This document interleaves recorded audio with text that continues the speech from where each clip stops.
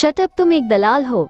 अपनी कमीशन से काम रखो और अपनी पोजीशन को मत भूलो। यह मत भूलो कि इस समय तुम राजकुमारी नमिता देवी से संबोधित हो।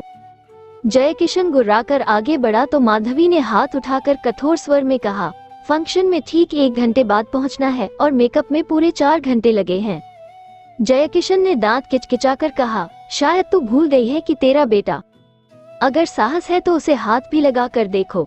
माधवी ने बड़े शांत स्वर में कहा, माधवी के बच्चे को कुछ हो गया तो स्पष्ट है माधवी भी जिंदा नहीं रहेगी। मगर यह मत समझ लेना कि माधवी अकेली ही मर जाएगी, क्योंकि माधवी अब जिंदा रहेगी तो केवल अपने बेटे के लिए और अपने बेटे को बड़े से बड़ा आदमी बनाने के लिए अपना अधिक से अधिक मूल्य प्राप्त करेगी। तुम बात नहीं कर सकते तो भाड़ में जाओ। मैं आप सेठ धर्मदास को फोन करती हूँ, मगर इतना याद रखना, मेरे निश्चित किए मूल्य में से तुम्हें एक नया पैसा कमीशन नहीं मिलेगा। जयकिशन के चेहरे पर बार बार रंग बदल थे।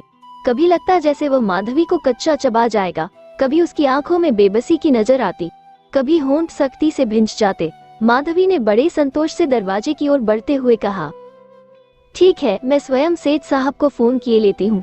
एकाएक जयकिशन ने दरवाजा रोककर कहा, ठहरो, तुम्हारा चेक 1 घंटे के अंदर मिल जाएगा। माधवी विजयी ढंग से मुस्कुराकर रह गई और जयकिशन झटके से मुड़कर चला गया। मार्गरेट अभी तक भौचक्की सी देख रही थी। ऐसे लग रहा था जैसे मार्गरेट को अपने कानों और अपनी आंखों पर विश्वास नहीं हो रहा था। सुनील की कलाइयां अभी तक नमिता देवी के घुटनों ही पर रखी थी और वह आश्चर्य से उन्हें देख रहा था। नमिता देवी चंद क्षण के लिए चुप हुई, फिर लंबी सांस लेकर धीरे धीरे बोलने लगी। फिर माधवी ने जीवन के ऐसे ऐसे खेल देखे कि उसकी आंखें फटी रह गईं।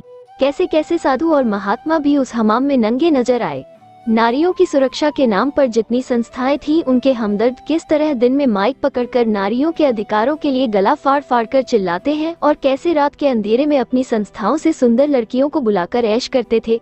चारों ओर एक ऐसा अदृश्य सा जाल बिछा हुआ था जिसमें एक बार फंस जाने के बाद कोई लड़की लाख फड़फड़ाने पर भी बाहर नहीं निकल सकती थी।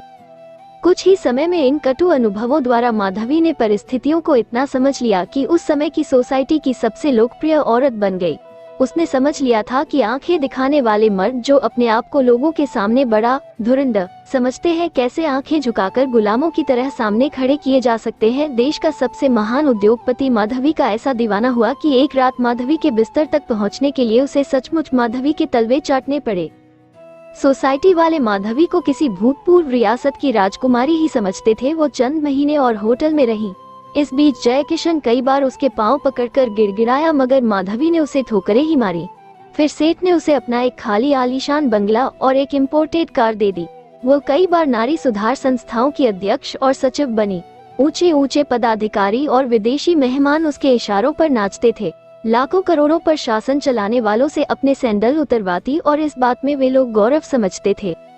माधवी ने क्षण भर गहरी लंबी सांस ली और सुनील की ओर देखकर बोली, कहाँ तक बताऊं बेटे, एक माँ होकर किस निर्लजता से मैं ये सब तुम्हें बता रही हूँ, मगर यह बताना भी तो जरूरी है, क्योंकि यही तो परीक्षा है माँ और बेटे के रिश्ते की। यूं भी दुनिया की कौन माँ ऐसी है जिसे पहले मर्द की सेज की शोभा न बनना पड़ता हो, इसके बाद ही वो औलाद को जन्म दे सकती है, चाहे वो मर्द उसका पति हो या और कोई हो। बहरहाल मैंने तुम्हें शिमला बिशप कॉन्वेंट में छोड़ रखा था और तुम राजकुमारों के समान रहते थे।